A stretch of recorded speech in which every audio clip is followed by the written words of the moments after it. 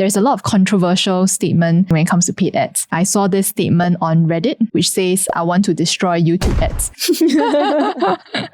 How do you make it such that this interruptive ads is something palatable, something that people can not just like, but also take the conversion, what we call the conversion action? We don't believe that brand building or creative exists by itself. Why can't we have ads that are actually sales-based, can convert, and still be brand building? I want to make it really actionable for the audience that are hearing this or watching this. How will you advise the business owner doing marketing in general drive growth in businesses? In the long term, no matter how you do, every time you put out an ad that is non-palatable, you are essentially killing karma. So if I were a small business owner, how small can I start with? Marketing budget should not be fixed by highlighting problems and sharing perspectives and how it can be solved. These are educational routes that you can take towards bringing your audience in without going the unpalatable route. If you don't give them a way out, or you don't tell them that this is fine, I understand you, and you just keep rubbing salt into the wound, you will end up with something where your entire audience is going to say that they do not agree with you. Paid ads should not be the only marketing mix that you're talking about. There should be a mix with other content and other outreach that you have in your pocket.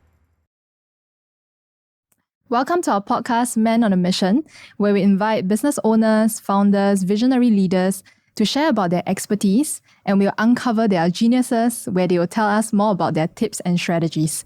Today, we have our very first guest, Adeline Ng. She runs Surpassing, a 7-figure creative performance agency with team presence in Southeast Asia countries like Singapore, Malaysia, Philippines, and Vietnam. She also runs ads in different markets, right? In Singapore, Malaysia, Philippines. And notably, she runs for brands like iQuadrant and Farms, who are major market leaders in the industry. Lastly, she spends a 7-figure ad spend on an annual basis. So today we are very excited to have her and to uncover everything we need to know about digital marketing, creative performance ads, and how businesses should do marketing in the new world ahead. Thank you for having me. Could you share more about digital marketing and where does creative performance actually lie in? I think when we talk about digital marketing, firstly, we have to put into context exactly what we're talking about when they say digital marketing, because it's a wide spectrum. So specifically for Surpassing, we deal with social media marketing, and we deal with some of a bit of SEM, but we don't deal with SEO at the moment. So we are really talking about digital marketing in that respect of putting ads out on social media platforms like Facebook, Google, which are still basically the core markets where Singaporeans are in, right? About 90+% of our population, basically, they are still using Facebook and Google, which is YouTube in this sense. And of course, when we're talking about creative performance, then we're really talking about the mix of using creatives in the social media space and putting them out as ads. Right. So when you mean creative, right, what are some examples of creative, just so that the audience can visualize what is it like? Right. So when we talk about creatives, we are really talking about a few different kind of what we call the assets that we launch for ads itself. So that includes things like videos, that includes things like the images. And of course, that also actually includes things like copywriting. So all of this combined is what we term as creative. And in general, I would say that everyone has creative, but we have done the creatives in a kind of different way for direct marketing. On your bio, it actually says you help business owners build brand authority. Can you expand a bit about what does that actually look like? When we say brand authority, I think firstly, you have to understand why we want to build brand authority for business leaders. I think from a marketing point of view, if you were to give advice, right? If you were put as an authority, as a teacher, an authority figure, there is a lot more weight towards what you are saying in the market. So firstly, it's understanding that context. So just imagine if you're going to someone who's a teacher or someone who's actually a doctor, right?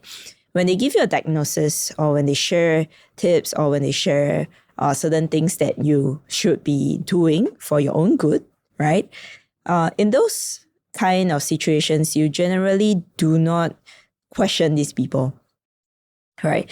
And because of that, then authority is where it lends its weight, right? So when we talk about building authority for business leaders, we talk about how when we are doing ads, we use education as a basis. We use different forms of building that sense of knowledge, that sense of knowledge beyond the masses, to give and lend authority to these figures or to this business owner, so that when the business or the brand actually say something, it comes from a place where there is a sense of higher authority. It comes from a place where there is a obvious knowledge gap, right? And because of that, then the white masses, the general audience, would take this advice or would take these ads in a different manner. So if we were to look at something where the ads are just generally what we call transactional, for example, transactional meaning that you are putting out discounts, you're putting out scarcity, you're putting out basically a transaction based on general discounts like Friday sales or stuff like that, versus an ad where there is knowledge, where there's authority, where it actually shows you exactly why you need a certain product, right? Or why you need a certain service. Then you go beyond looking at just price value. And that's why authority becomes the bigger topic in this sense. And how can we build that in the ads itself? And how can we lend that from all of the ads combined together to keep building that brand voice and authority over time? The very interesting part that you mentioned here was the idea that you tell people or you tell the audience why they should buy your product or service, right? Could you explain a little bit more than that? Because I would assume that as a consumer, you kind of know what you want to buy. That's why you want to put your money on the table, right? So why is there a need to teach them why you need to buy a certain thing? That actually boils down to one of the key things that our company always look at when we are helping the companies to do their marketing, which is what we call the unique problem-solving perspective. In most cases, businesses reach out to people who are already what we call problem-aware or solution-aware. And those are people who already know they have an issue or already know that they have certain solutions to that issue. And they're just basically searching for a solution, right? To give an example, the easy example would be, for example, if you have back pain, you have backache, back pain, and you already know that the key thing that's actually causing your back pain or backache is the chair that you're sitting in, because you're an office worker, you stay in your chair almost 7 hours of the day, and that is contributing to your back pain. So that's a problem-aware crowd, right? They are basically aware of that issue being caused by the chair. So therefore, now it will lead into the solution-aware, where they're looking for chairs, the right chair, right? And so when we are looking at this in general, the audience is already looking for different type of chairs. Now you want to tell them why you or your chair is different from the rest of the people in the market. What is your chair providing that's totally different from everyone else in the market? Because everyone else could be a cheap chair, good chair, some form of support. But what is so different from everyone else? And why is your chair better or uniquely different, right? What is everyone else doing on the market that is not solving actually the problem that your client is facing? Because most chairs, for example, would be comfortable, but are they, I can't remember what's the right word, but chiropractically or orthopedic? Ergonomic? Yeah, ergonomic kind of approved? Are they clinically approved, for example? So those are some of the perspectives then you have to share to your audience, because only by educating your audience will they understand why they need your chair. And why is your chair $300 more expensive than the other chair, which is possibly a branded chair already, right? And they could possibly buy into a brand. But why does your chair with a maybe equal brand or slightly lesser known brand, why is it more expensive and why is it worth that value?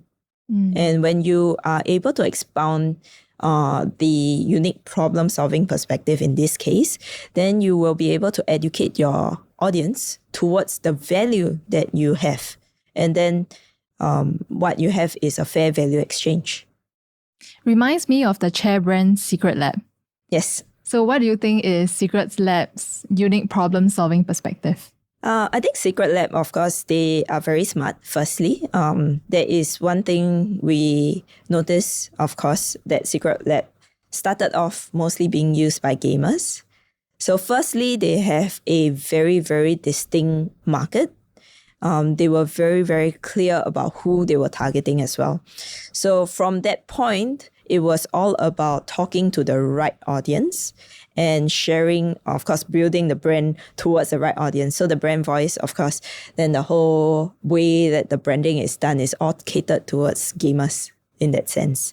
Then, of course, they added on the unique problem-solving perspective, which was very, very similar to what I mentioned, which was literally about the ergonomics of it. And again, same thing, they didn't cater to general ergonomics. Right, they catered more towards the gamers, and the entire language was to share how if you sit in the chair for a long time and you're doing gaming and stuff, it would actually be the most comfortable gaming experience, so on and so forth. Then, of course, the vertical. So one thing that you will realize that when you're niching down and speaking to a certain crowd, that does not mean that this will not be expanded to other relevant markets. Then, of course, we started seeing some of the office workers or offices starting to bring in Secret Lab chairs to their office because if you go by the same train of thought, right, gamers kind of sit in their chairs for a very long time, but so do office workers, especially desk workers, right? So that started happening. So I think that is one thing that we can see that was very successful in terms of Secret Lab, in terms of how they did their marketing. I was on the topic of brand authority, but it kind of led to a very interesting conversation of unique problem-solving perspective. So how does these two tie in together? Well, you generally have to be an authority, or rather, I should say, you can only be an authority when you have a very unique perspective. In most cases, if you were to speak to any founders, any business owners, right, they don't have the sense of, my product is just so, right? There's a very, very strong perspective as to why their product will actually ultimately change the world. In most cases, I like to say this, business owners or founders, right, they find or they started their business really because they think that their product or their service can change the world. Perhaps not in the ultimate big sense, but can change the world or change the industry or change people's life. So there is a very strong perspective as to what is right, what is wrong in the market or in the general industry or even in the world. I guess the best example would be what's his name now? Our electric cars. Tesla, Elon Musk. Yes, Elon Musk. My brain skipped a little bit of a beat. Yes, but if you take Elon Musk as an example, he's one of the biggest example of having a very, very strong perspective and therefore founding a lot of different companies that serve different markets, right? And all of that ultimately goes back to one big perspective that he needed to solve the energy issue in the world, literally, for him. So, of course, Tesla is great. It's very big. There's SpaceX and everything. So there is a ultimate perspective, which was that he wanted to solve a big issue.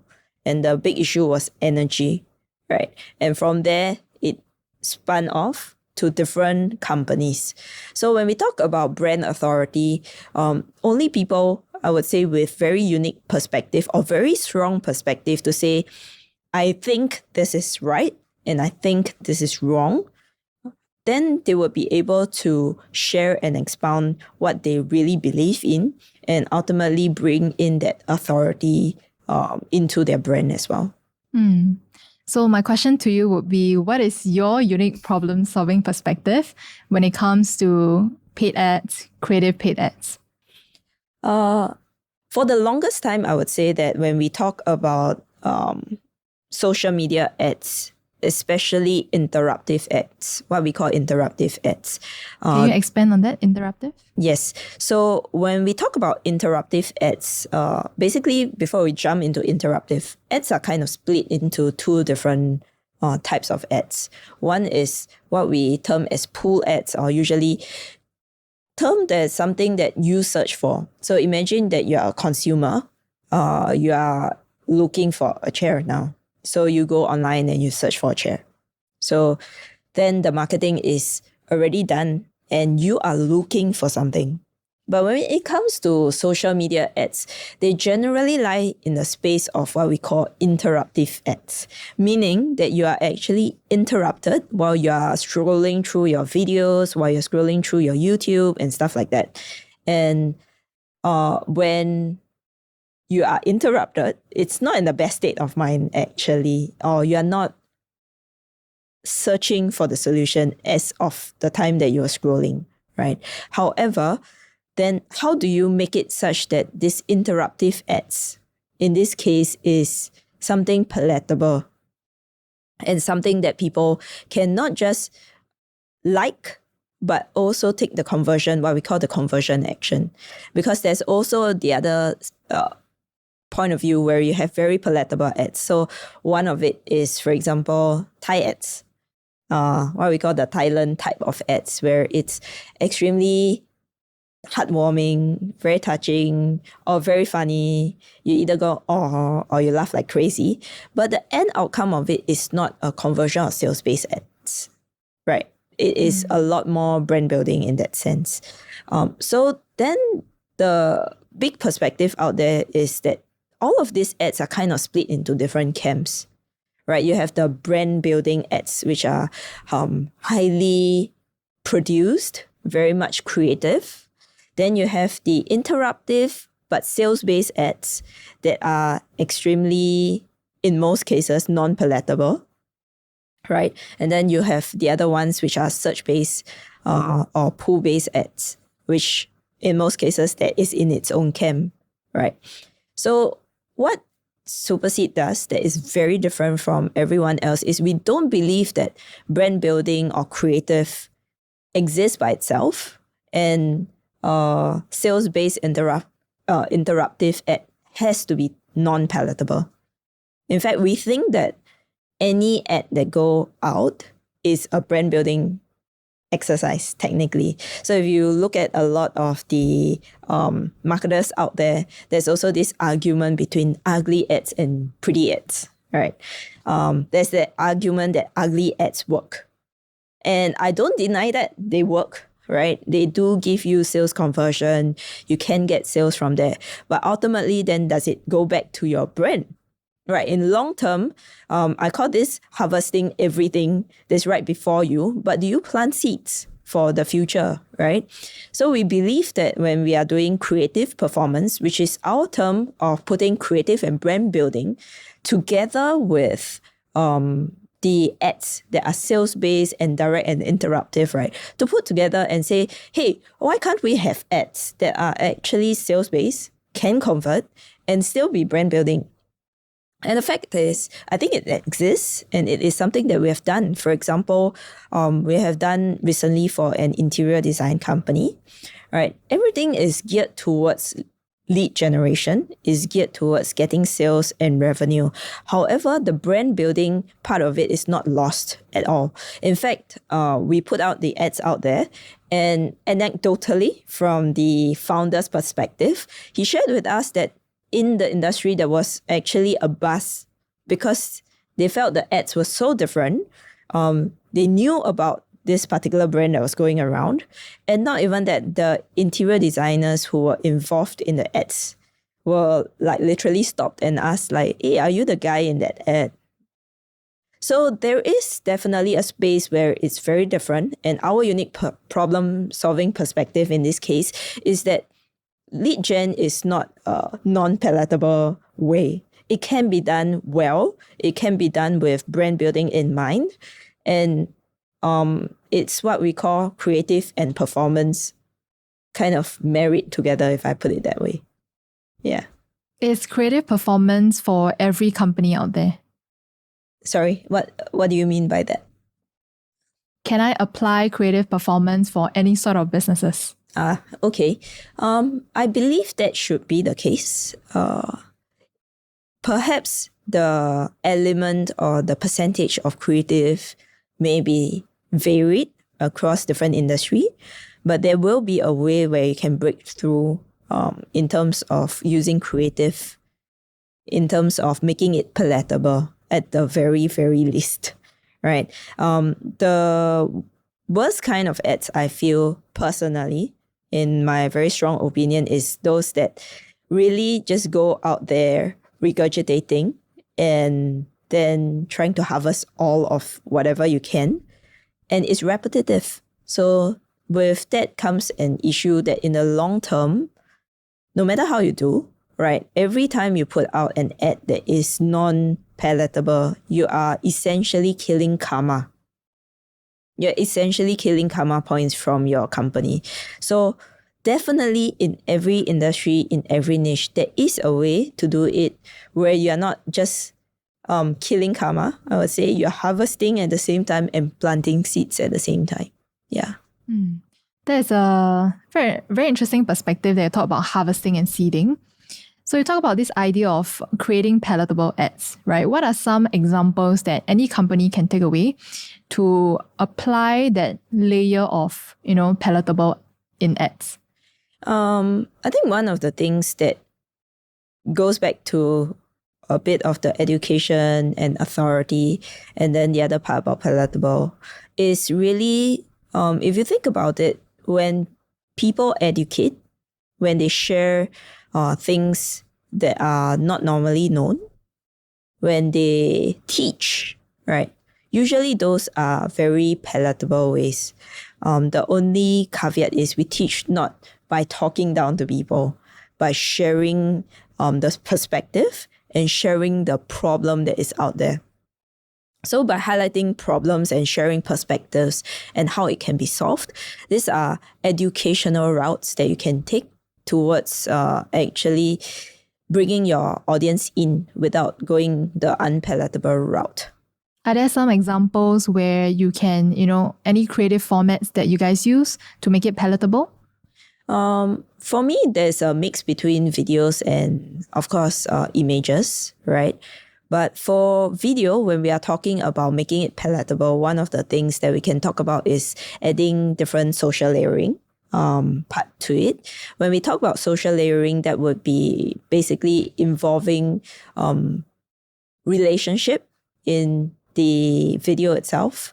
But to appear not cringy, again, I think it goes back to the substance of the video.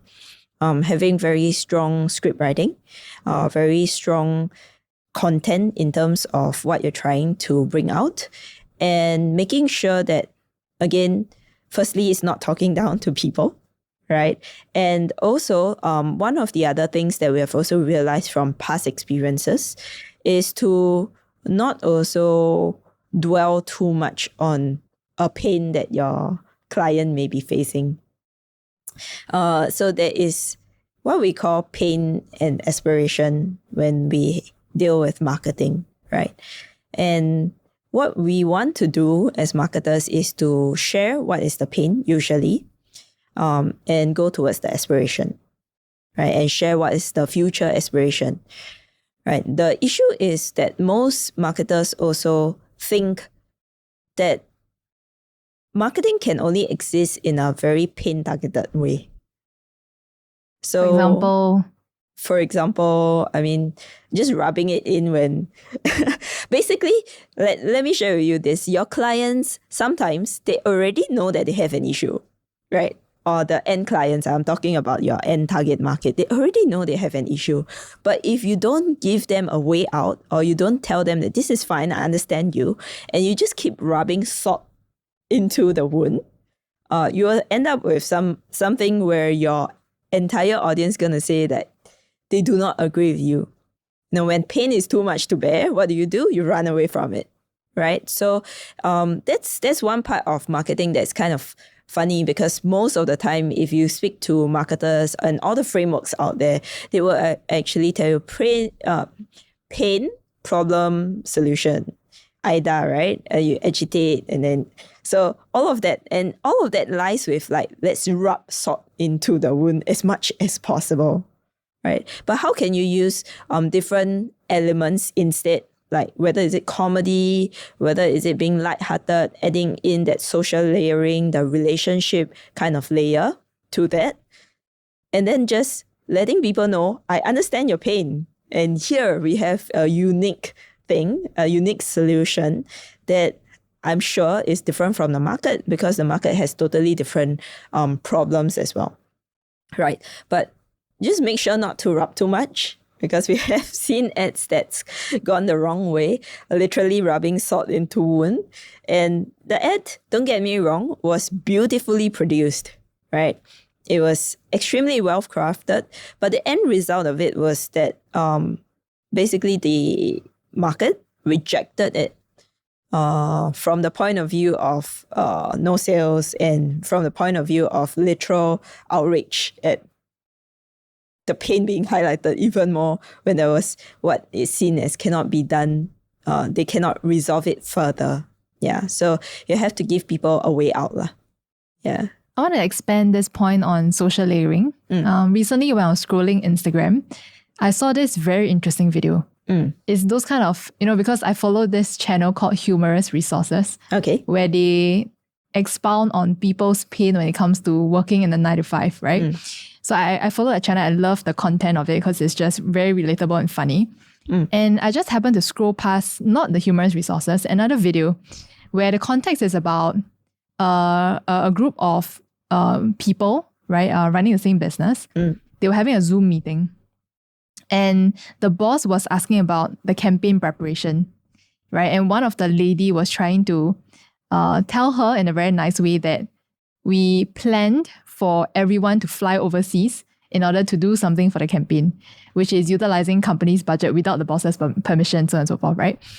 After that, to the end of the video, in the end, they reviewed it, right? And the boss was speechless. How can you prepare something like that, utilizing company budget without letting me know, right? And then they were just like very happy about it. Oh, we already bought the tickets, by the way, we'll be flying tomorrow, so on and so forth. And then when I look at the captions, right below, it is a campaign giveaway, right? It's a campaign giveaway for their audience, for a SaaS company, to invite some of their super fans or their clients, right, to travel overseas together with them for the campaign.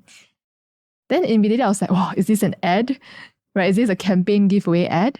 So to the point that I don't even realize that's an ad, right? So could you expand a bit about this idea of social layering, and how is it possible to seamlessly weave in certain content like that, selling something that people don't even know that they're sold by, I would say when we are looking at the social layering, there's many different aspects to it. What we can look at to seamlessly sell something is to actually put yourself out of that context first. Firstly, you shouldn't be selling. I think one of the issues then with certain type of marketing is that if you put yourself right from the start as I'm going to sell something, right, then that's already a telltale sign. So what would be a customer journey that would end up with the product that you have?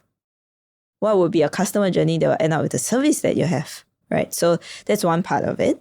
I think the other part of it, when we talk about social layering, is then to add on perspective to it. So I guess the word of the day is perspective. I realized that we are kind of running around this word called perspective, right? I think adding a lot of perspective into it, and what I mean by perspective is to literally look at it from different relational layers to this. For example, I would guess that if you are looking at the SaaS giveaway, right, in the first place, is talking about traveling somewhere, right, with the boss money. So that is actually the relational layer that they are employing in the entire ad itself. It's basically, I'm happy because I get to travel, right? And I'm not paying for it. My boss is paying for it. Yeah. Right. And most of the time we know that, at least as far as I can remember, business trips have always been that way, right? It's like, it's on the company's money. Woohoo! Right. So it's riding on that very perspective that you're looking at it from an employee point of view, right? Not the employer point of view. And then using the ad to expound on that perspective and to share how, your staff is going to be so happy. So when you think about it, it's not coming from the employer perspective. It's actually coming from the employee perspective. Right. So if you think about perspective in that sense, it can give you insights as to what are the possible angles that you can actually, I would say, portray the entire story and end up with the service and the outcome that you're gearing towards. So let's say I want to sell something, right? I want to sell this bottle, right? How would we think about adding a perspective, a relational layer, right, in order to sell something like that without making it salesy? Oh, you're putting me on the spot right now. Okay.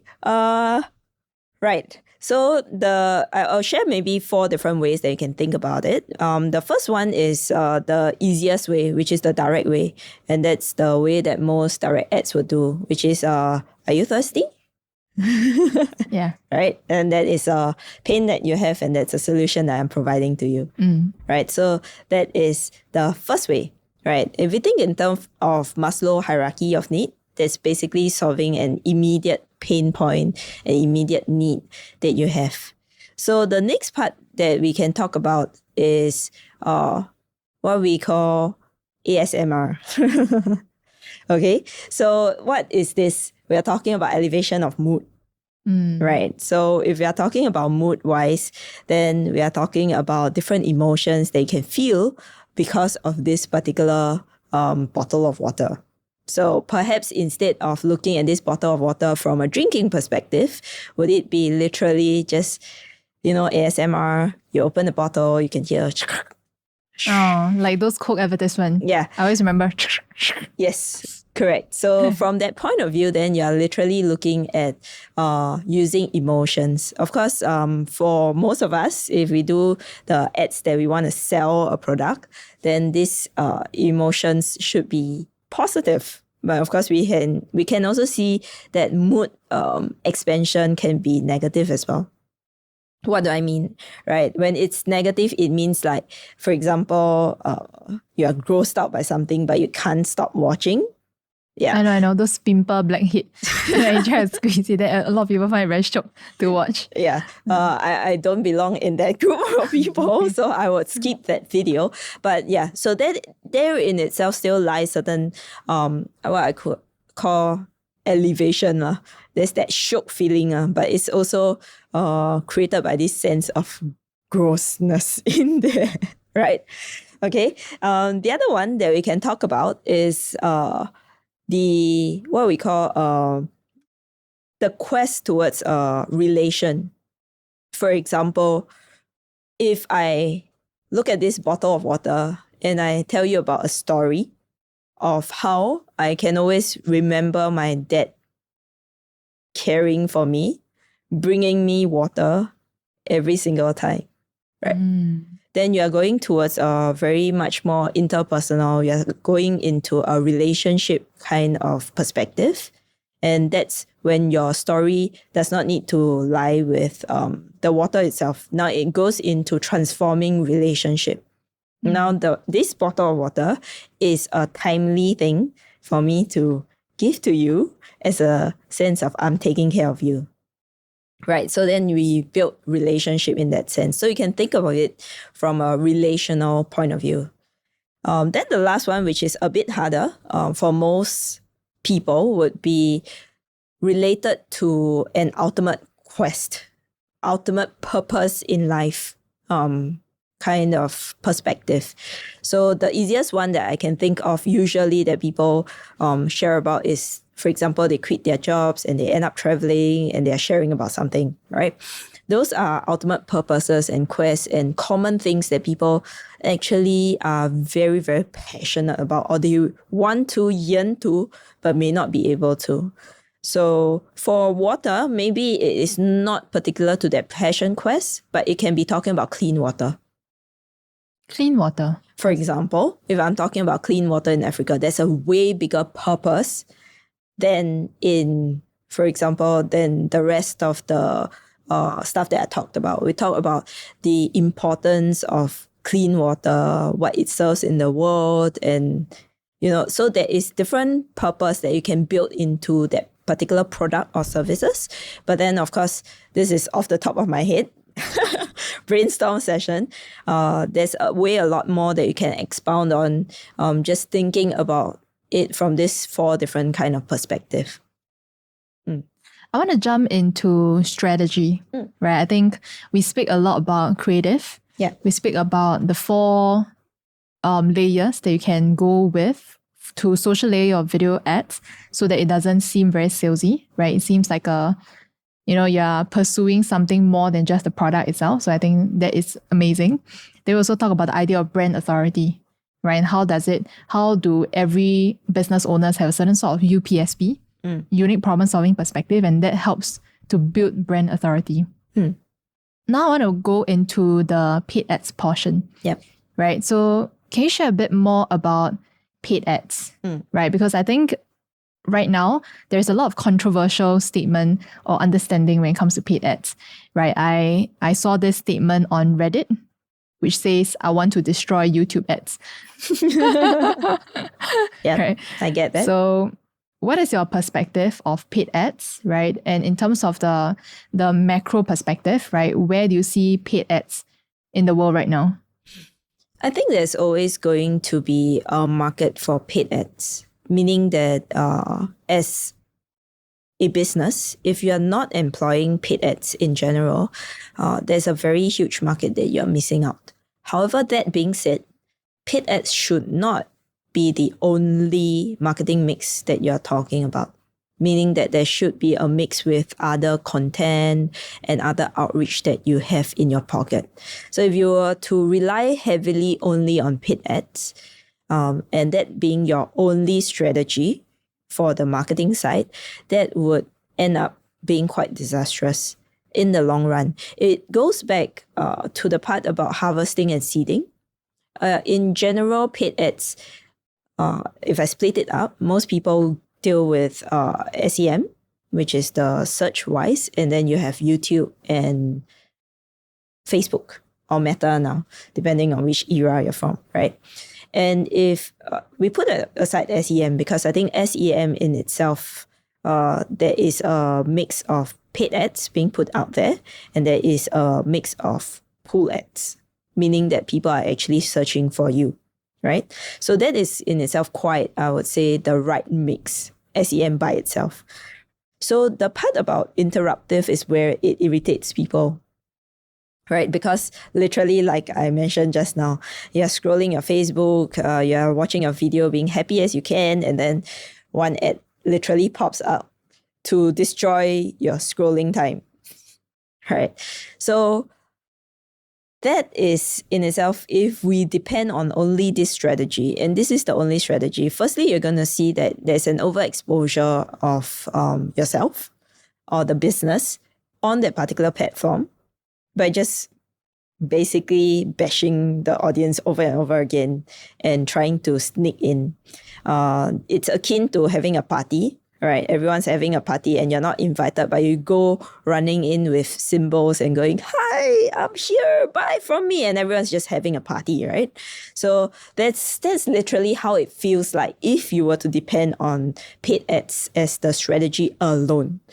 So That being said, like I say, if you ignore paid ads, the issue with that is then you have I wouldn't say issue, but the thing is you have to live with a very, very long runway for your ads, for your content to take flight. That's one. And of course, being non-interruptive, it means that you are not being in market for people to discover your brand. Why do I say that? Because the fact is that interruptive ads exist for a reason, because you are able to put your brand out to people who may not have ever seen you otherwise, right? Palatable or not, right? If I do not have Facebook ads out there, you probably will not be searching for certain type of products. And if you're talking about even when we talk about the different awareness of clients and different customers, right? We talk about this thing called unaware, problem aware, solution aware, you aware, and deal aware. So when we look at you aware and deal aware, those are people that are already familiar with your business, right? Problem and solution aware, they are not yet familiar with your business, but are already searching or perhaps have at least an inkling of what they think should be a solution if they want to embark on that journey of searching for it, right? But then therein lies the issue, right? Because most people are actually in the unaware, problem aware. So why do I say unaware? Because most people say, what do you mean by unaware, right? How can I be unaware of a problem in that sense? Well, the fact is, if I talk about backache, right? I could be very much unaware that I have backache that is related to something else, right? So then reframing and sharing about that issue, only then the person will become aware. So if we have a big majority of people lying in unaware and possibly problem aware, but not yet solution aware, right? Then the issue is if you don't use interruptive ads and you don't share your perspective, you will never be a business that can reach out to these people because they are not actively searching for you, right?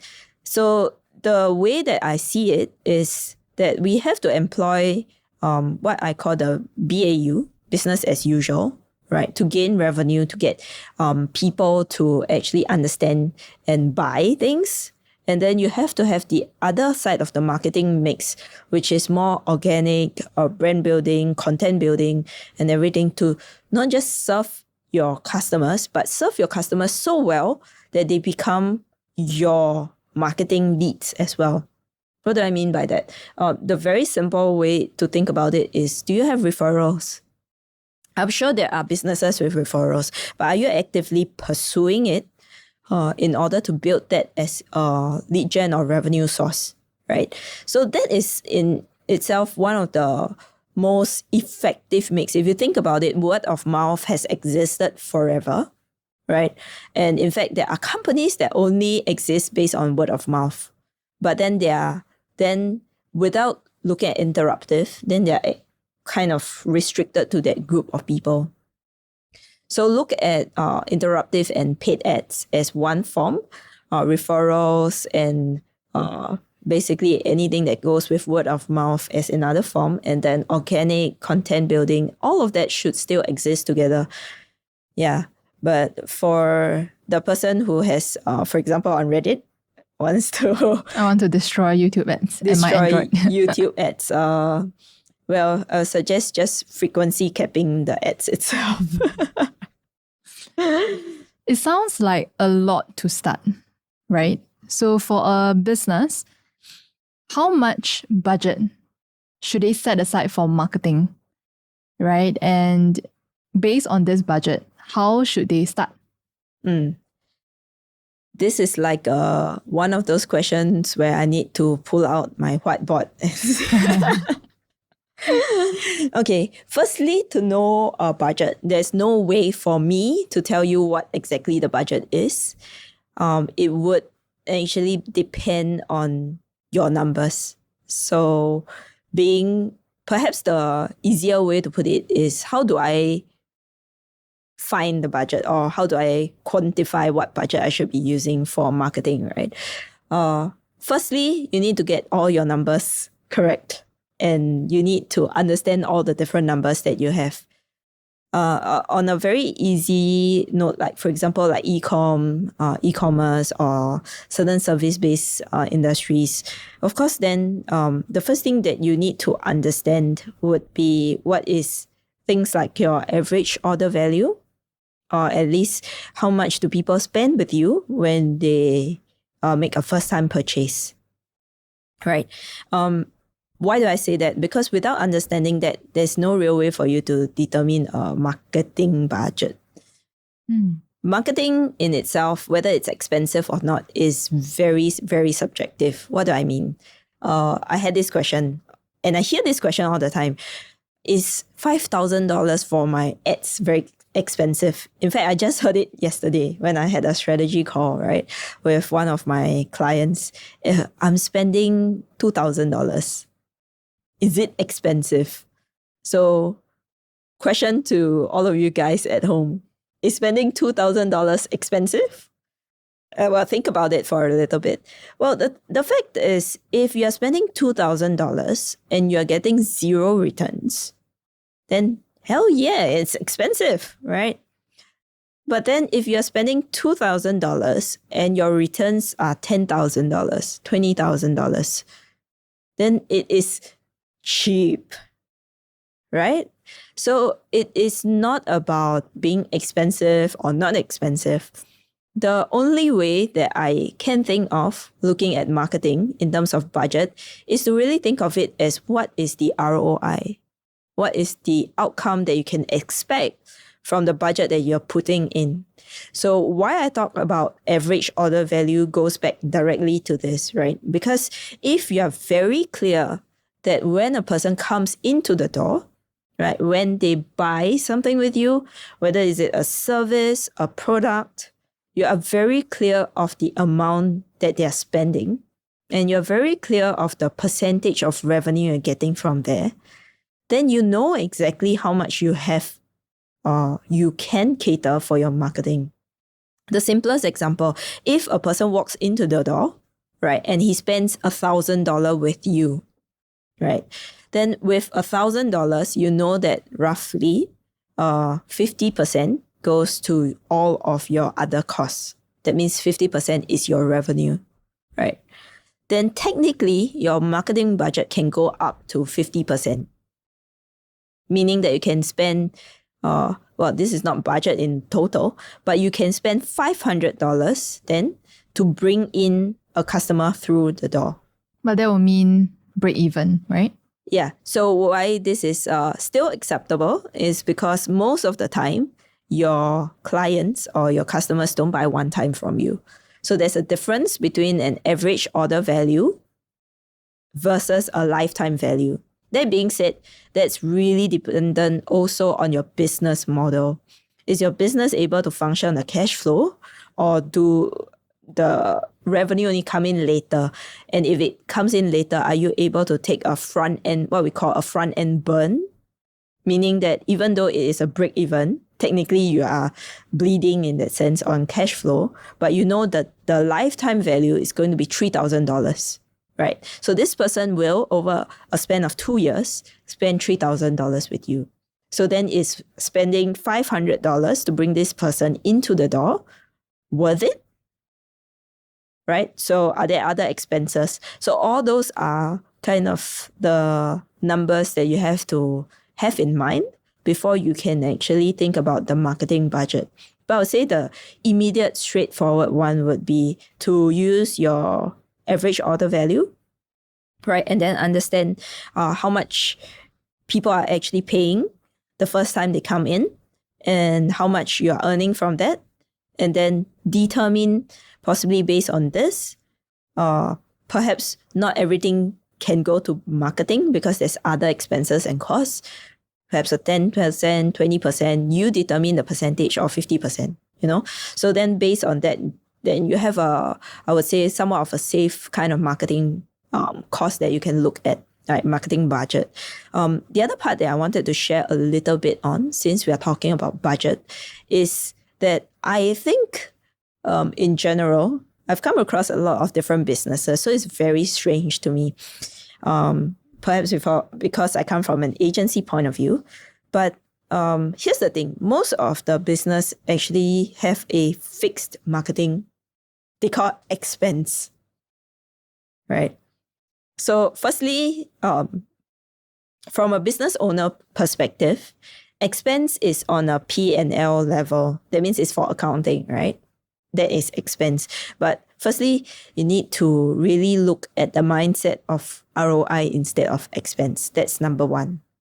Right. Second part is marketing budget should not be fixed. Why do I say that? Because the thing is, if you were to spend $10,000, that's bringing you $100,000, right? And you kept your expenses or your marketing expenses at 20, that means you have just kept your revenue that you can earn, right? So if you kept from the start and have a threshold for it, then that really means that you're capping the revenue size of your business as well. Of course, taking into account that there's other things that perhaps if you have operational limitations, then you may want to cap that, right? But if not, then marketing expenses or budgeting should not be kept like that. It should be looked upon as a ROI function, meaning that if I'm really able to bring in that amount of revenue, can I put in more dollars to bring in that revenue? And if you can, I would say go for it, because in terms of social media world, in terms of paid ads, sometimes it's not going to last forever. What do I mean by that? At the present moment, most of the platform, if anything, are all algorithmic first, AI-centric, meaning that things are changing as we talk. Literally right now, I have no idea if Meta has just changed their algorithm. And they probably have, because they just rolled out Meta AI, right? So what you're seeing working now for your ads for this month may not work for next month. And if you have just kept it with that mindset, right, and it was bringing you money and revenue, then the sad truth is perhaps next month, even if you were to up the budget, then unfortunately it will not, or it might not bring in the same kind of results or better results by then. You may see diminishing returns and stuff like that. So just be very aware that as you are putting it out as a budget, that it should be a fluid thing that, at least in my perspective, that business owners should look upon it as a ROI kind of perspective and be fluid and understand that you need to shift according to the times, and especially when it's bringing in returns. I want to hold the thought on the mindset, right? We will delve into that further. But I want to give an example to business owners out there who are considering this point about, average order value. So say, for example, I run a beauty salon or a clinic, right? And my average order value is about 2,000, right? So how will I backtrack to count and then to get that marketing budget for the team to do something about it? So if you're a beauty salon, of course, I'm going to oversimplify this for the purpose of going through the numbers, right?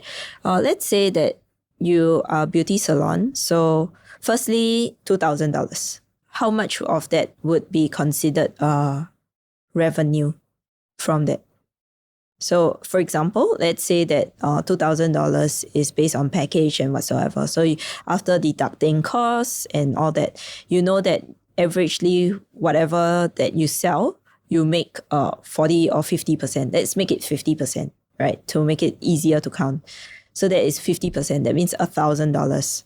Say, for example, for this particular salon is intent on scaling up. Therefore, their lifetime value is a lot higher, and therefore they're willing to spend all of this on marketing to bring in more $1,000. $1,000 on marketing, right? So now you have cost per acquisition of a single client being $1,000. The next number that you have to backtrack then is then what we call the distinction between lead and customer, right? So whenever you're running a ad campaign in general for service-based industries, right, then you have people who are leaving their contact details with you or making an appointment with you, right? That would be considered a lead, but not yet a customer because they have not paid for it. And between lead to customer, there will be a dropout percentage. The usual percentage when it comes to this, for example, is that only 60% of the people who made an appointment would actually turn up and become a customer. Well, if you go to the salon, you don't just turn up for an appointment. You literally go there to get your hair done, right? So, or beauty done. So in that case, then you are looking at cost per acquisition is $1,000, right? But your cost per lead needs to be a lot lower because you're catering for the 40% fallout. Or let's make it easier. If we make it into a 50% fallout, that means that your cost per lead has to be $500. Right? So with a cost per lead of $500 and 50% of them not turning up, that means that when you're looking at the number itself, right, the cost per acquisition becomes $1,000 because only 50% turn up. Right? So using cost per lead now, right, you can then backtrack. The rest of the numbers pretty much as a business owner may be a bit harder for you to backtrack. But using cost per lead and the average number of people that you want to bring in, then this is where you can define a budget already. Let's say you are looking at bringing in 20 customers. 20 customers will then be 40 leads that the agency or your marketing department needs to close. And you have 40 leads, means that cost per lead is $500. That's 40 times 500. So that is, in essence, the general kind of budget that you may put out specifically for ad spend. 20,000. Yeah. So if you're looking at that from the ad spend perspective, right, that is just ad spend. So if you have a marketing department, that will be for the ad spend.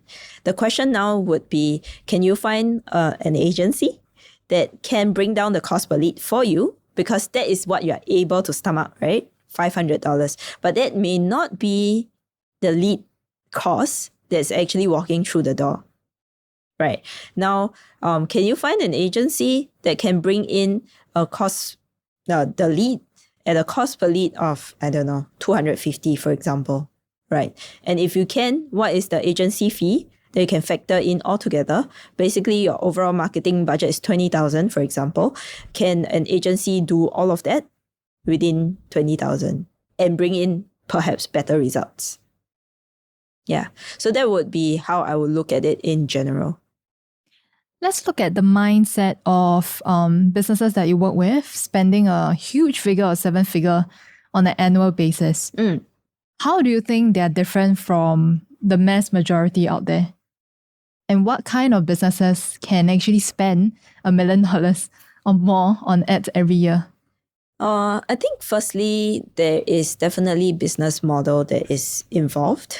That's number one. And they are also considered market leaders of their own right in each of their industries. So there is basically two different type of mindset when it comes to playing for ads. For most of the first kind of mindset, we are looking at a lot of, the easiest example would be e-commerce, right? Because when it comes to, for example, e-commerce, right, the average order value in general would not be as high as a service-based industry in general. I'm, of course, doing a very blanket sweeping statement. But in general, if you look at that, then it is not about spending a lot of money, but it's about spending efficiently because it's very much kept to a threshold of the AOV as well, right?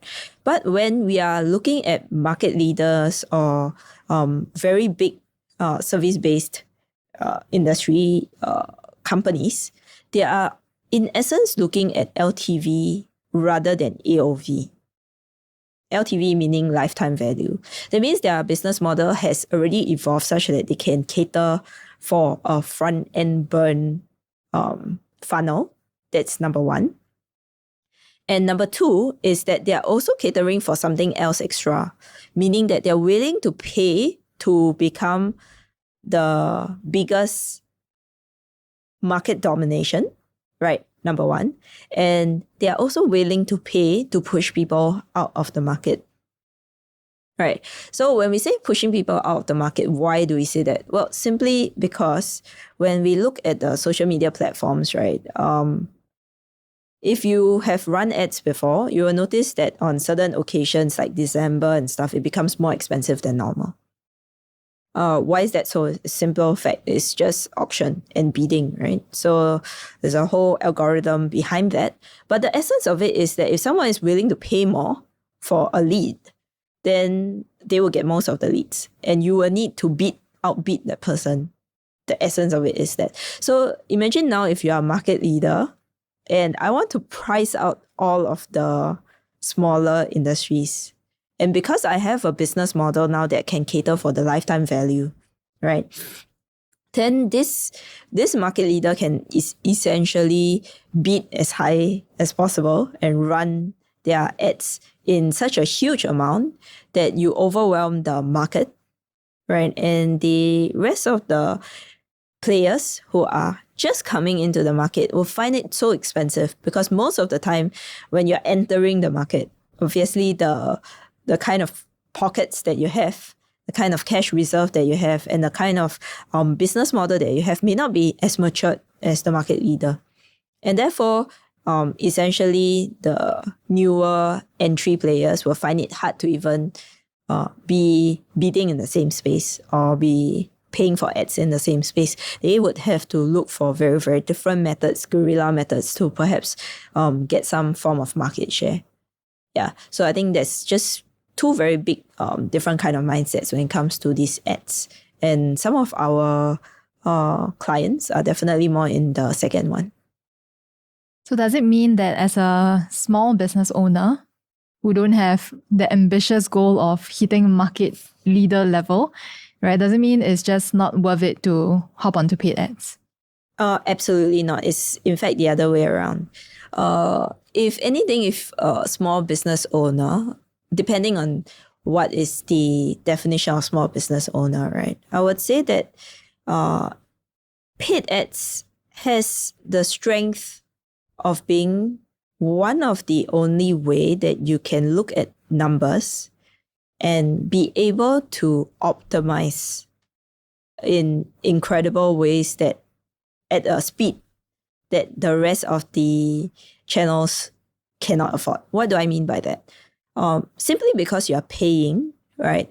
You have all the platforms, the numbers that you have, the speed that you're getting results to tell you this ad is working, this is not working. This is the part that you need to improve on. That's the part that sucks. You need to kill that ad. You know, all of these are data and feedback that can only come fast because it's a paid ads platform. And they need to feed that info to you because they want you to pay them more, right? So all of that can be also, I would say if you are doing organic content and stuff like that, yes, you have data and analytics and all of that. But the speed of it is something that you cannot get versus a paid ads platform. It's just not the same simply because one is organic and one is paid, right?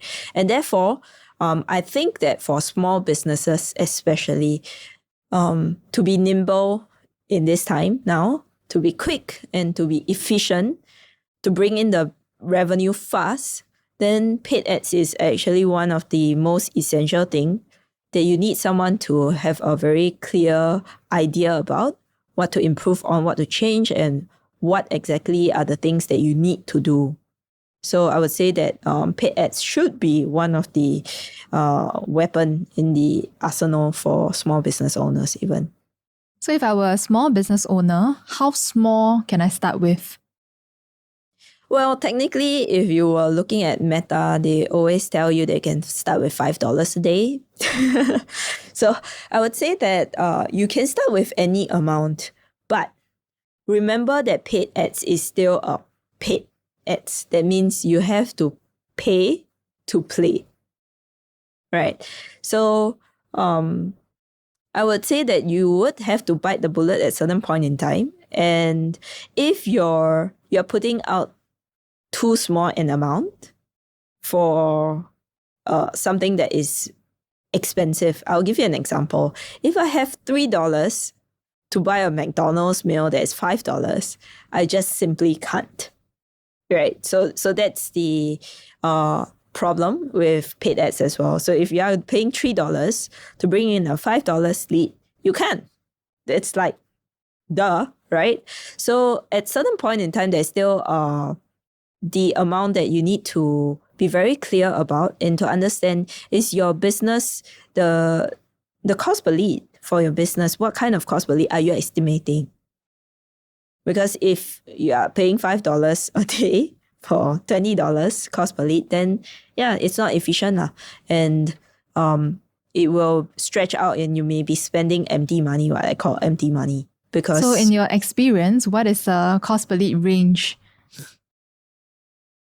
Okay, my experience is slightly different from what everyone else would have in the market because I deal more with service-based clients, right? So service-based clients, really, they range from anywhere 10, 20, all the way up to a few $100s. That's all okay, right?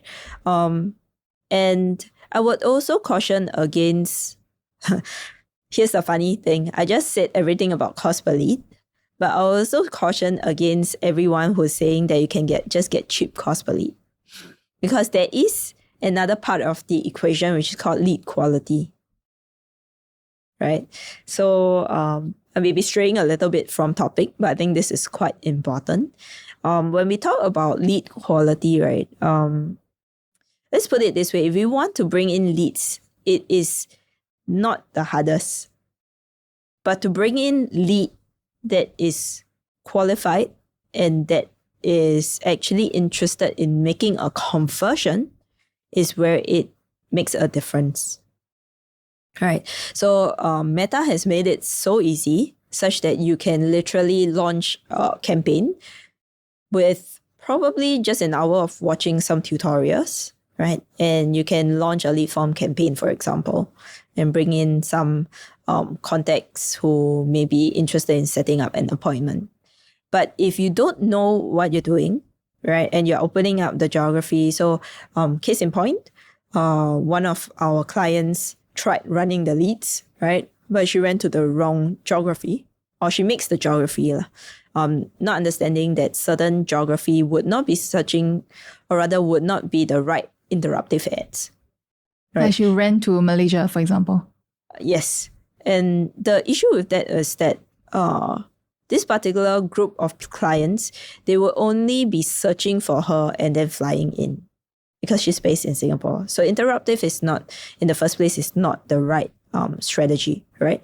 But regardless of that, the issue with that is that once you open up to Malaysia or different geography, right, where the population size is totally different from Singapore, firstly, it's going to tilt your results. And secondly, the cost per lead will be very much lower. So everything goes towards the Malaysia market, for example.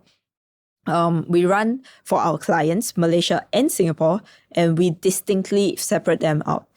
For example, you need to have different ad accounts. I would suggest different ad accounts even, and then they're run differently.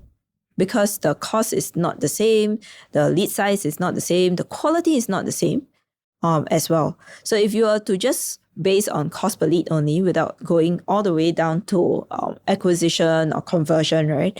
And someone's promising you a 50 cents cost per lead, just be wary. Not that it's totally not possible.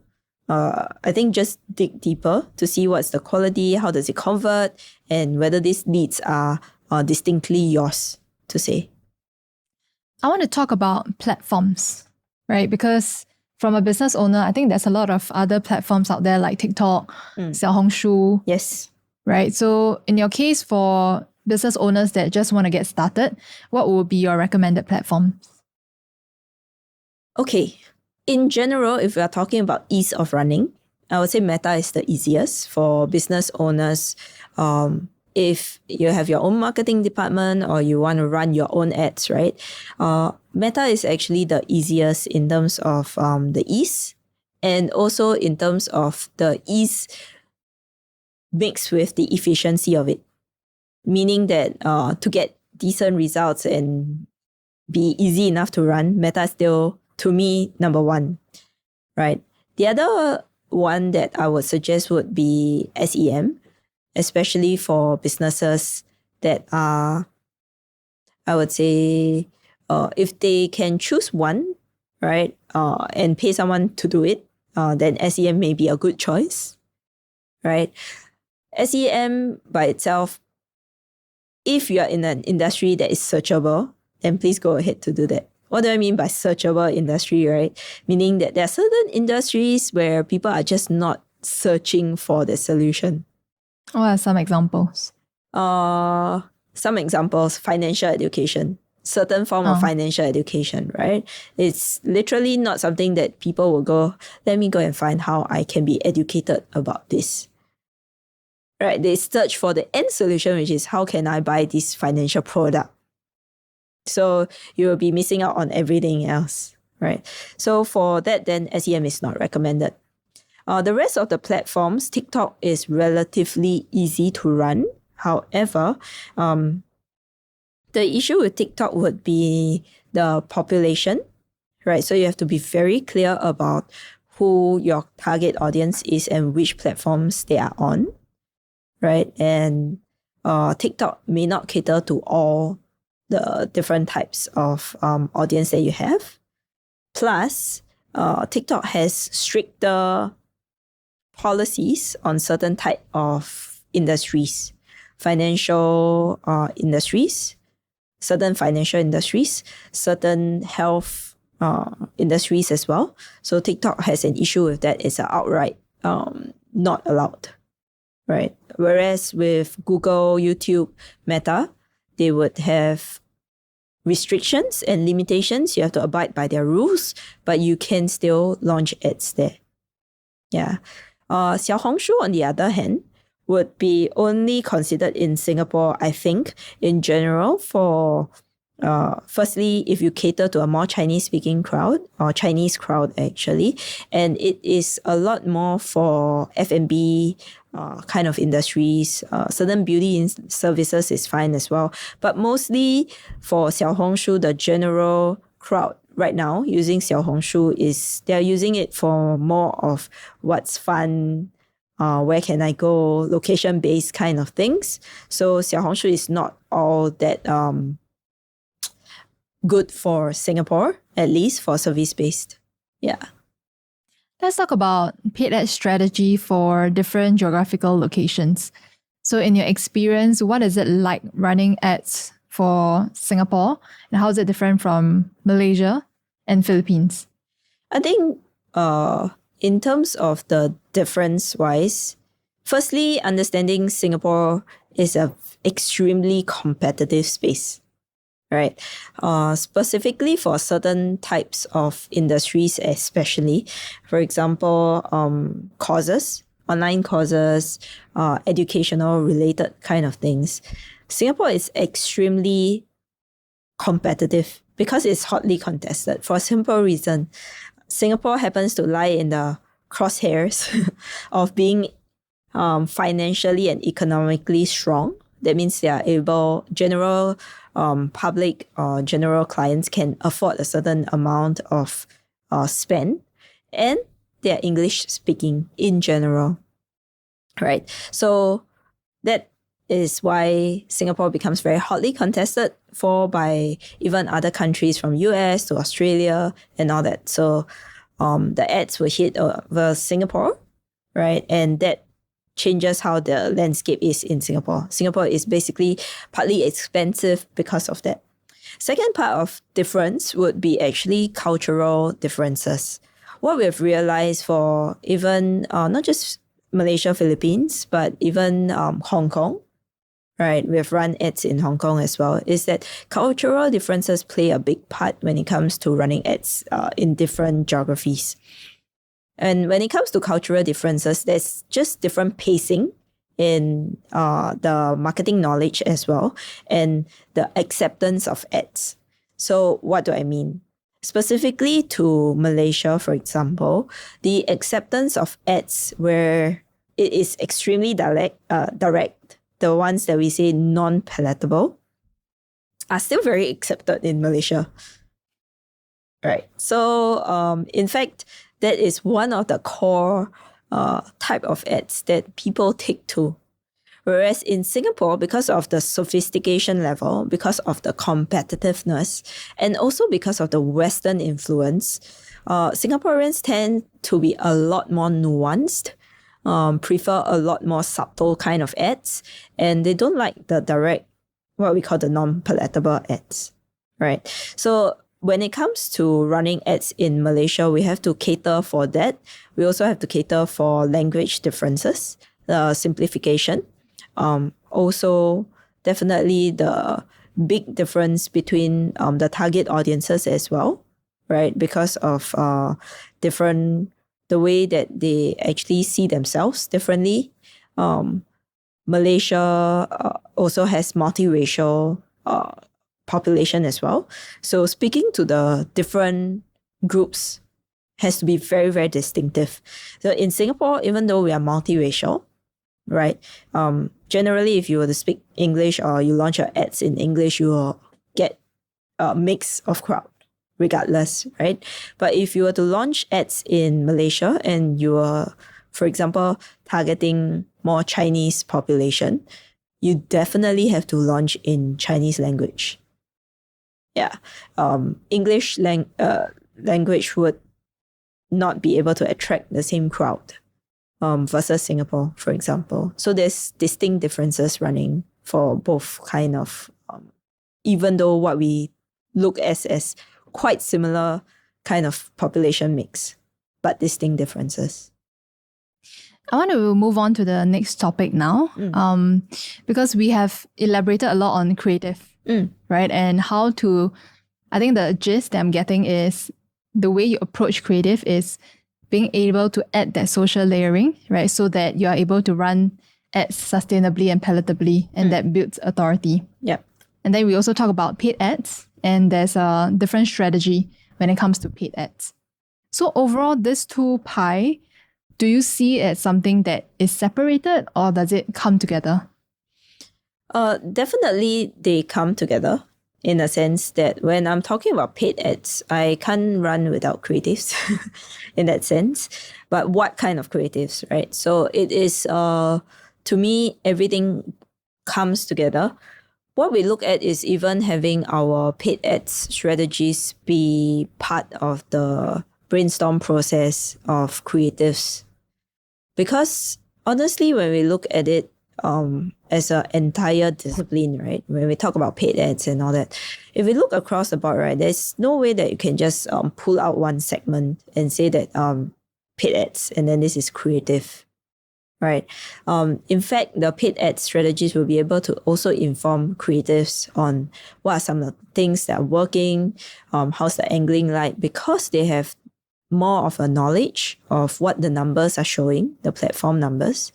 And for us, there's also this thing called AdSense as well, or what we call ad continuity, contia in cinema terms, right? So it goes from the start all the way to the end, from the point where clients have the first inkling through the ads to the landing page to the actual conversion itself. Entire thing is linked. So there's no distinct parts that we can just pull out like that and say that this is distinctly different from the rest.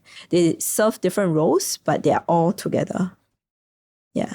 Can you give an example on how it, the AdSense continuity, right? How does it flow? I think the easiest thing that you can think about is, have you ever been into an ad that shows you something, and then when you click into the landing page, you're like, but that's not what you were talking about, right? in essence, when we talk about ad continuity, it's basically, firstly, being very congruent in the message that you're bringing across. For example, just now we talked a bit about like pain and aspiration. So for me, if I'm looking at a certain pain point, that may be the pain point that appeals to me, right? And when I go from the ad itself, I clicked into the ad because I saw a pain point that I went, yeah, that hurts. I need a solution. And when I go into the landing page, for example, where I'm making an action to leave either my phone or so on and so forth, right? And the landing page speaks totally of something else, a different pain point, then I would basically go, that's not what I signed up for. Thank you, bye-bye, right? So it's what we call clickbait in that sense.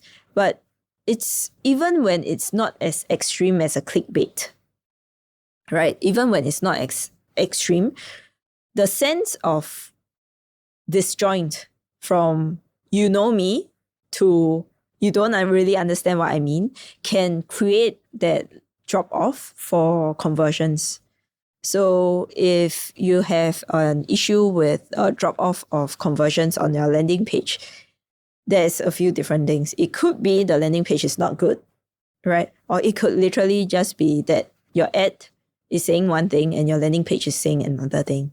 And therefore, your client is confused, they're not sure. And when someone's not sure, they will not sign up because contact details are not something that you want to give out to strangers randomly. Yeah. I want to talk about AI. It's a big buzzword that everyone's talking about right now. So how do you think AI has affected the way we do creative performance? I think two aspects, right? Because there's AI that we use, and then there's actually AI that the social media platform is using, right? So for the longest time, everyone seems to think that AI is a new thing, right? AI is not new because it has been around forever.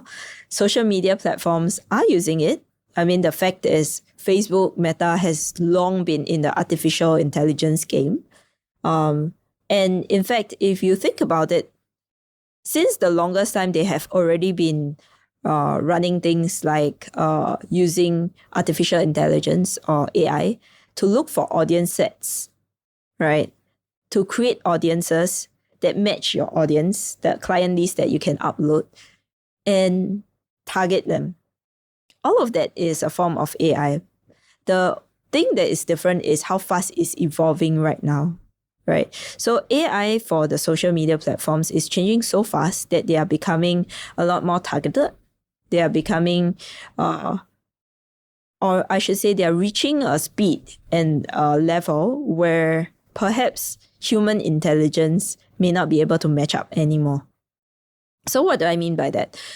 In terms of strategy, for the longest time with Meta platforms, right, I would discount a lot of the functions that used AI because I had better way of doing it. The humans were able to outwit the AI and were able to be cleverer in selecting different things, right? But we have come to a point where AI has already gone to such a level that Meta, Google, whichever platforms it is, there's a certain level where the AI is already functioning very efficiently and human capacity cannot keep up. So meaning that even if I were to say this blasphemous thing, which is a crazy thing, for the longest time, we have been able to say, let's choose interest targeting, and we are very clear on the customer avatar, and we are able to get very distinct audience sets. Our recent progression has been that literally giving Meta the free play to look for the audience in a wide set without targeting is actually working better than something that we distinctly target. So that's an example of how AI is actually changing the landscape itself. So in terms of how it's being launched, in terms of the strategies that we're employing on the social media platforms, it has changed. And we have to evolve and be at a level where we can say, yeah, unfortunately, human intelligence is not able to keep up with this particular pacing anymore. We let the artificial intelligence take over and recognize that that is then the way that we need to play. What are the other ways that we can optimize? So we change the way that we launch ads in that sense. Then on the other hand, of course, from the creative performance agency point of view, is AI has affected us in terms of how we work. And of course, in terms of, I think, especially creative assets that we are putting out. Right. So I think has been for the 1 year or 2 years, like for the longest time where people have been saying, oh, copywriters are going to become obsolete. Right. We have ChatGPT. I mean, depending on, again, how caught up you are, 3.5, 4, whatever, right? And beyond. So ChatGPT is coming out. Copywriters are going to become obsolete. And that's a huge thing for us, right? Because if we look at it for Superseed, right, copywriting is what we consider one of the biggest creative assets as well, that spans literally from the start to the end, right? And then we have to look at AI and see AI can help in different forms. And if we were to just blindly adopt AI, the issue is, as of now, AI is still mostly searching for things, learning, and then using that to reproduce results, right? Which means that it can only reproduce, or it can only produce results that are as good as the search functions or as good as the stuff that it can look for. So it does not build in inherent things like human experiences that different people have. Brand voices cannot be replicated that way because brand voices are born out of business owners' experience, founders' experience, which are human experiences as of now that AI cannot encompass yet, right? Someday when we are able to download our brains, that probably will not be true. But as of now, that's of the case. So then we look at AI more as a tool that we can use. How can we use it to help us to make things a lot more efficient, a lot better? So in terms of how we look at even our agency, then it's not about discarding AI because it's a new and scary monster, right? It's not about adopting AI entirely and using AI to run everything. It's about how can we become the engineer, how can we become the driver of this particular tool that can give us good results at an even better speed than before, so that we can drive the results that we desire. So we took a very different stance of saying, not just saying, no, we don't want to use AI or we entirely adopt AI, but we took a more of a stance of how can we build whatever that we have in theories, in fundamentals, to then drive this machine to give us the outcome that we want in a better way. Yeah. So I think even as probably the hot word right now is Sora as well, as Sora is coming out and all of that, the incredible results have been seen by millions and everyone's so excited about that, right? I go back to the same thing, right? Perhaps certain parts of the elements can be replaced very technically, right? But how can we then become the engineer? How can we take all our social layering, our fundamentals, our theories and all that, and drive Sora to create the results and outcome that we want? Yeah. I think this last segment, I want to make it really actionable for the audience that are hearing this or watching this. I'm going to give you a budget, like any other business owner might think of.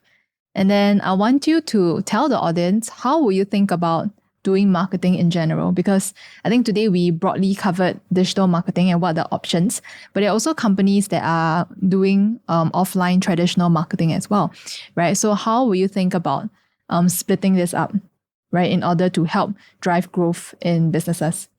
So say I give an example, maybe we're selling back to the bottle, the bottle, right? So we're selling this bottle here, right, as a aqua, okay, maybe no brand, a water company, right?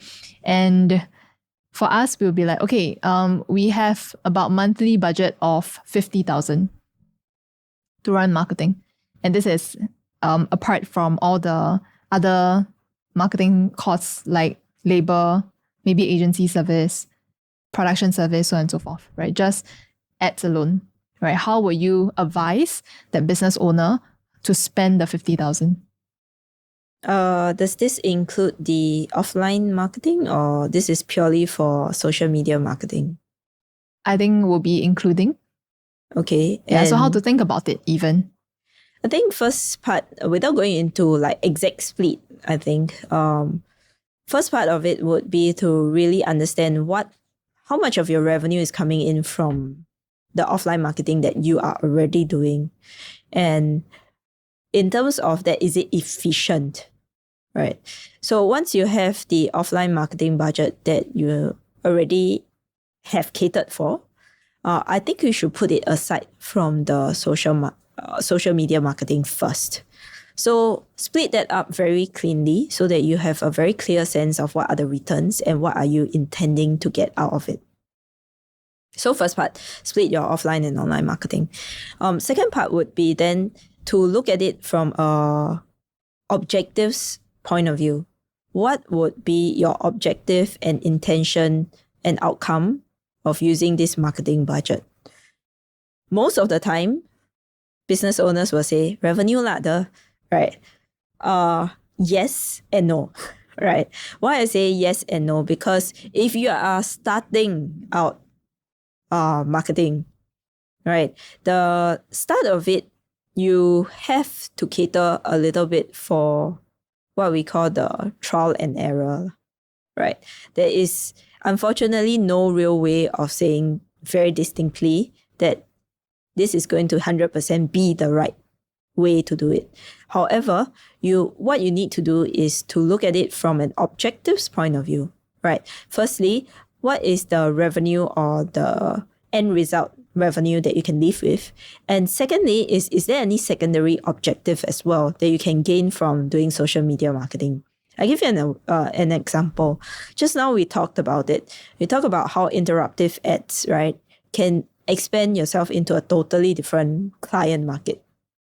Right. So if that is a secondary objective and you're looking at splitting, for example, your revenue from your new client base, understanding that client base, then that becomes could be something that you can look at and not just the revenue alone. Right. Because if you're looking at parallel verticals or different markets, right, it is not 100% that the same markets or different markets will give you the same revenue, right? So what kind of revenue are you expecting out of it? And it can and should be adjusted as you go along.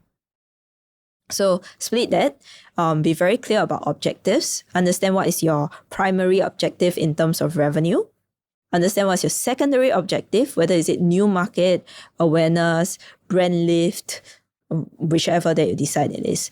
Once this is done, you need to then think about what are the platforms that you're going to go for, right? And in terms of this, you're thinking about where is your customer avatar likely going to be lying in.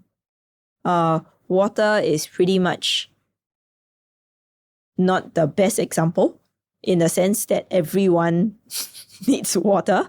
But perhaps if I were to say that this is a certain type of water that has certain kind of minerals that you will be gloriously beautiful after drinking, right? Then you probably are looking at a specific type of target audience, right? A very specific type of age group, perhaps different gender as well, right? And then in terms of that, you will be able to understand roughly which are the type of platforms that you want to employ. right? In Singapore, at least, most of the time, if we are talking about 30s to 50s in general, we are still looking at Meta as a very big platform. Meta and YouTube as a very, very big platform. For TikTok, while it is an up-and-coming social media, why I say up-and-coming is because that the platform is still not fully matured on, to me, at least, on the ad side. Right, it's still improving, and there's still, I feel that a bit of gaps. But TikTok, in essence, then there's a totally different target demographic that you're going for. And interestingly, it will shift as well. As of now, we are talking about slightly younger kind of demographic. And interestingly, on the flip side, you also have the 50s, a lot of ladies in the 50s who are scrolling TikTok as well. So you have a wide split where you have like literally the young demographic and the older demographic up there. Then you want to consider also your own product in terms of price point, in terms of which platform is conducive for what kind of products as well. For certain kind of lifestyle products or beauty products or health products, I'm talking about health like for food and stuff, perhaps TikTok could be a good platform. Meta could be considered as well. I would say TikTok is still relevant in that sense. But if you're talking about, for example, a much more expensive kind of product, service, then possibly you may skip TikTok and go direct to Meta and YouTube, right? And if you're going into something that is very distinct, very high-end, business-based, then you may go into YouTube and LinkedIn, right? So then decide on the platform. If you have the capacity, engage an agency, right, to really think about advising on whether you are reaching out to the right customer avatar or you are going for something that is a totally different market, perhaps a problem aware crowd or unaware crowd totally. And that would change again the mix of the platform that you are using, right? So once you have decided on the platform, don't overthink it. That's my biggest advice. Start with a budget in mind, with the end goal in mind, and start throwing things out, right? Start putting the ads out and review them consistently. So one thing that is very, very scary for me, at least, when I see some of the business owners running the marketing, is that they have very little touch points or view about the marketing data that comes back. And essentially, the marketing department is running for like a month or 3 months with no major adjustments that is coming back. Firstly, if it's new, that's definitely a no-no, because it's highly unlikely that if you are new to running ads on social media, that this campaign run would be optimal from the start. Secondly, if you are spending 50K a month, or at least if you're saying that you split the budget in half, offline is 50K, offline is 25K and online is 25K, that's still 25,000. There's a decent amount of budget. And I would say that you need to be looking in on the results, at least on a weekly basis, if at the very minimal. Right. And on a weekly basis, that would give you very clear idea and understanding of whether this marketing mix is working. Firstly, to understand whether it's even bringing in revenue, number one, so that you have enough time to do a switch if you need to. And secondly, then is once it's working, to then look at what is the next step in optimizing. Right. Once it is optimized, then we can talk about scaling. Right. And if I just backtrack a little bit, I talked just now a bit about just putting your stuff out there. There's a rationale for this. You should be working with something that is not in your mind perfect already. Why do I say that? Because if in your mind is perfect and you get that result, it's kind of fixed already at the maximum that you can go. What you need to do at the start is really to get what we call the minimum viable, right? And that still means that it should be on brand. That still means that it should be to the right audience and everything. But it does not need to be perfect, right? And launch that first to get the results, because we can think whatever it is. And as marketers, I can vouch for this. We can think, we can gauge, we can predict, but the market will tell you actually if this is what they need, what they want, or you're telling them the right message.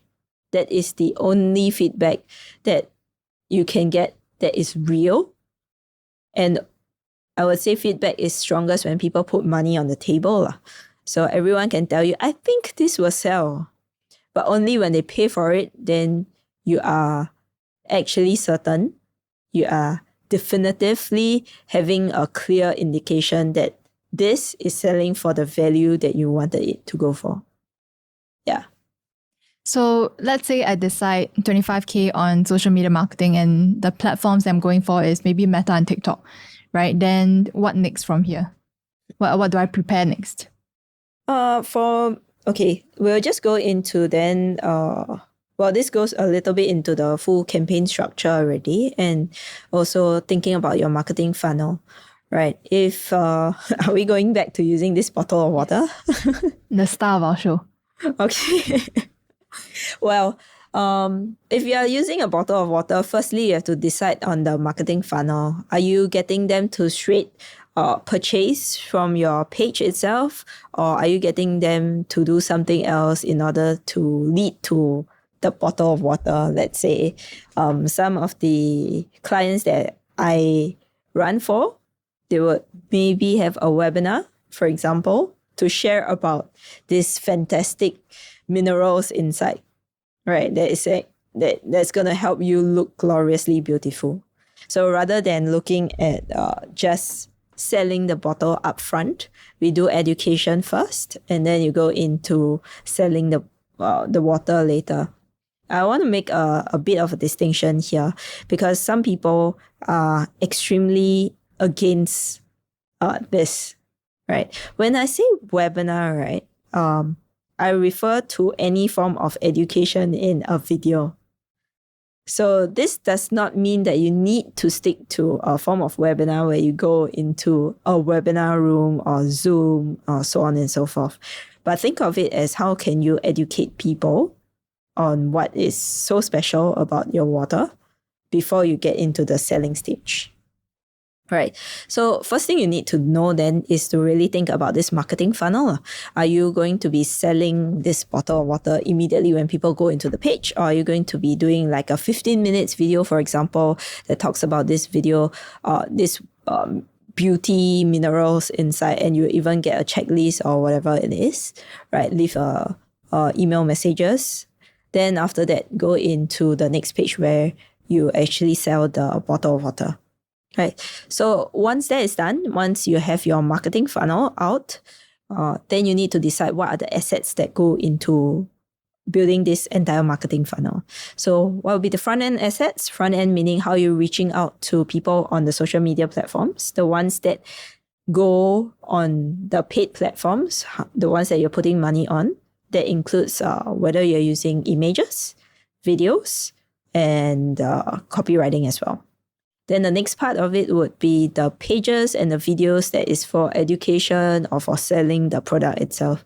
So again, same thing, you're going to think about what is the creative assets that go inside, or the assets that go inside depending on what it is, and how is anyone going to do the purchase, what we call the exchange part of it. How do they pay for it? Where do they get it? Is it delivered to their house?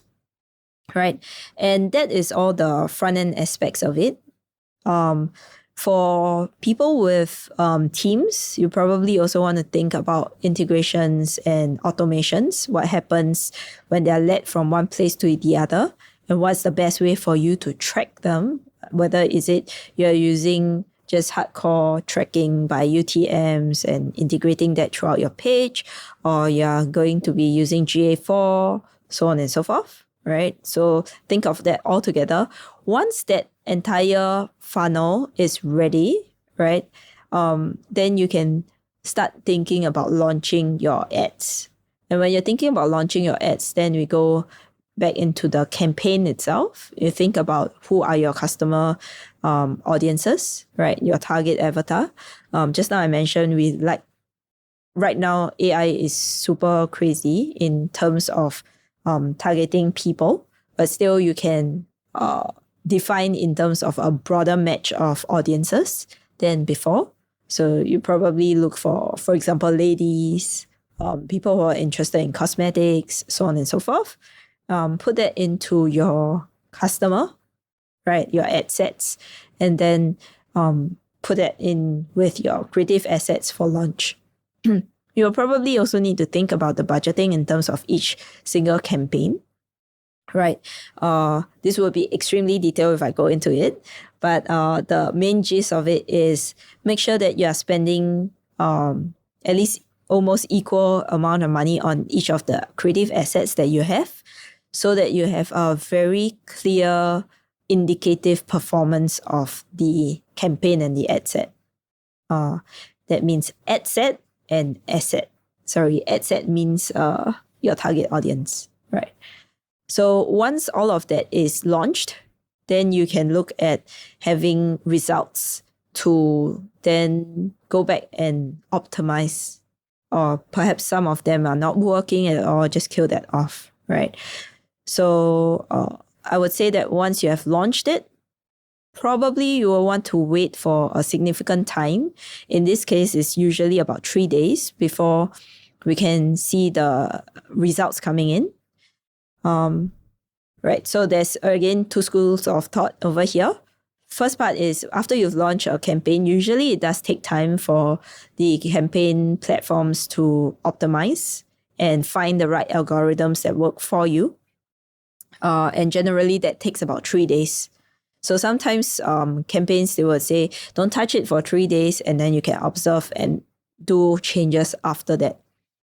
Most times for me, generally, I have not really seen anything that doesn't work in 3 days, within the 3 days, start to work brilliantly after. So you can just take that into account as you're watching the results come in, and take it as a first kind of indicator as you're launching the ads itself. Yeah. Once that is done, then turn off the ones that don't work, continue the ones that work, and see if you can optimize further. Adjustments of budget can happen as well. So whatever that doesn't work, you can turn it off. Can take the same budget to put into the other campaigns. Usually for Meta, not so much for TikTok and the rest, but usually for Meta, there is an advice that you should not be changing your budget crazily. So look at scaling or optimizing with 20% changes in your budget up and down, as opposed to just doubling the budget suddenly on the campaign itself. Yeah. Of course, once the whole campaign has been established and all that, then there's a lot more things that you can think about lah. From a marketing point of view, then are you looking at this person coming into the funnel, purchasing one, and that's it? Or how are you going to remarket to them? Are you going to upsell them other things? Or are you going to make them buy other stuff that is related to beauty or water and stuff like that? Then how can you extend all the different values that you're looking at to maximize the entire campaign as well? Yeah. Let's look at a case study, right, from I think one of the more recent brands out there in the market, Prism. Okay. Yeah. So could you maybe break down, the success of Prism, what attributed to it, and what are they doing right in the creative performance space? Okay, so for Prism, very interestingly, one thing that they employ a lot is what we call UGC. For Prism, if you are familiar with their ads, you generally will not see Prism putting out things like huge discounts and stuff. But in fact, what you see is influencers, big time or small time influencers, sharing experiences, sharing about the new products and all. So one of the things that is new, I wouldn't say new, but has been on the market and very effective, especially for lifestyle kind of products, would be UGCs, what we call user-generated content. That is, under user-generated content, technically, user-generated content in itself means that it can be a wide array of different type of content. That can be reviews, that can be statics as well, images as well. So it doesn't have to be videos, right? And there can be basically anything that a user puts out there as a content feed. But what Prism has employed in their marketing campaigns generally is that they have been hiring influencers to put out bits where it is still extremely lifestyle. So it looks like UGC, but it's 100% created by the company itself. Yeah. So the interesting part about that is when it comes to lifestyle content or ads, then people do trust familiar faces. So the power of influence is something that we cannot underestimate. And the power of influence, in this case, it's funny because we're talking about influencers, but they have not been employing or using very big time artists, right? So where I think they did brilliantly well is they managed to use this group of influencers who are still very, I would say, reachable, very within reach kind of feeling. They are not big time, right? But still have that very down to earth, very next door, someone that we feel that it's possible that they actually just live next door to us, right? And Girl next door. or guy, depending on which ad you have seen, right? But literally it's that, and they have power. And that really, I think, lends a lot of power to the Prism brand itself in terms of the product takeoff and stuff like that. Yeah. So to end off this podcast, thank you so much for your time of sharing all your golden nuggets with us. Right? How would a person who wants to work with you, right? What is the customer journey? What does it look like? Right. For now, I actually offer a strategy call for business owners, specifically for service-based business owners who are intending to really up their revenue and scale their business. Right. And if you already have some sort of experience, at least running ads, and you're not quite sure where to go, right? You have probably spent some time doing ads. It's either not working out or something's not quite right because you can't figure it out. Or your marketing department is too busy, can't cater to this pie of the business. Then you can book a strategy call with me. Usually what happens during the strategy call, I would be going into understanding what are the choke points of the business, and I will share some of the key actions that your business can take in order to improve the marketing or at least get some results first, right? And of course, if you like to, then I can share with you how Superseed can work with you for your marketing as well, and we can go from there. All right. Thank you. That's all for the first episode of our Men on a Mission podcast. See you on the next one. Bye. Bye.